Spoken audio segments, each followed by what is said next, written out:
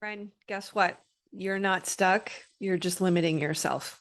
Let's get into it. When life throws us for a loop or we get knocked down, whether it's physical or emotional or even spiritual, it can feel really hard to get back up, especially when it is a trigger of an old trauma that knocked us down. One of the most common fears is going back there or never being able to escape or get away from something that causes us to feel trapped or imprisoned, or a fear of not being able to escape the pain, suffering, or even a lack of our needs being met. One of the most terrifying feelings can be that fear of never being able to create or experience a life that you love, let alone worth living. And yet it is that very fear or limiting belief that keeps us stuck in that cycle of experiencing the triggers and the pain. Have you ever noticed when you do get triggered or you experience that thing that throws you back down into the rabbit hole, that we kind of act as if we were a younger version of ourselves? We resort to old habits and thought patterns. We might even get a little bit of a bad attitude, sort of like a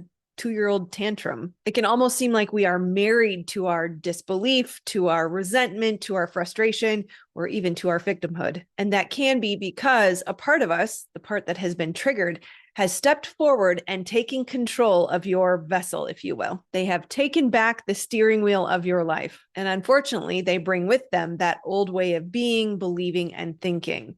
But to them, it can seem valid. It can seem true or like it's reality, whatever they're believing. Their limiting belief doesn't seem like just a belief. It seems like reality. And the truth is, at that age or stage, it was their reality. And because we are powerful creators and creating all the time from our state of being and from our beliefs, we are making this our reality again in this moment. And so the next time you find yourself saying, I'm stuck, really notice, are you actually stuck? Are you choosing that belief or story? Now, don't let me be insensitive. I certainly do understand.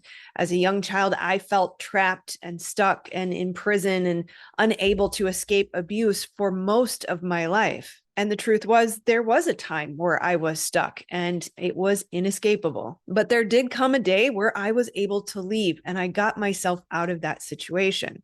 Unfortunately, I took with it my beliefs and my thought habits. And yes, while I did take myself out of that place and into a new place, I also moved directly into more situations similar to the past, more power struggles, more abuse. And I felt like I was in prison again. This is the beautiful gift of life and triggers, if I dare say so. While it's difficult in the moment to say this, we can actually acknowledge the gift of the mirror, and the triggers is what helps us see where we're still not free. And if we can take a step back from the activation and the swirling of the mind, the trauma response that wants to run and also freeze all at the same time, when we can finally ground and center and come back to regulation, we can take a step back and see what is happening inside of our bodies, in the emotions, the sensations, the parts, and the beliefs. And when we can still ourselves enough to hear the divine in our body, we can start to see those stories and limiting beliefs that keep repeating that cycle and toxic pattern. Have you ever noticed if you tell yourself, I can't, it becomes your reality, it becomes your truth? Instead, we can utilize my favorite tip, which is looking at the etymology of the word asking. As king helps us to remain as king when we ask intelligent questions.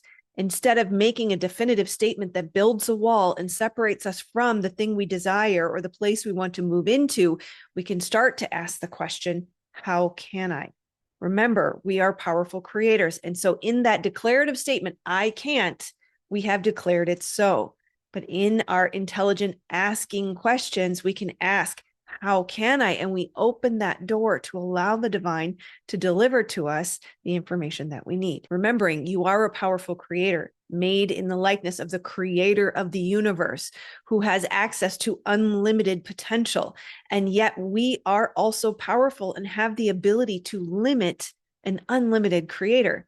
This is how we become limited instead of the limitless creator we were made to be. So it's time to take the limits off of God. And once you ask that intelligent question, patience, and unwavering faith and persistence will be required. It's not going to show up right away, but if you can hold on and refuse to believe anything but, you will arrive on the other side. So let this be your challenge today. Where are you limiting yourself? What are your limiting stories? What are your limiting beliefs? And how can you shift that to a better, more intelligent question and ask, how can I?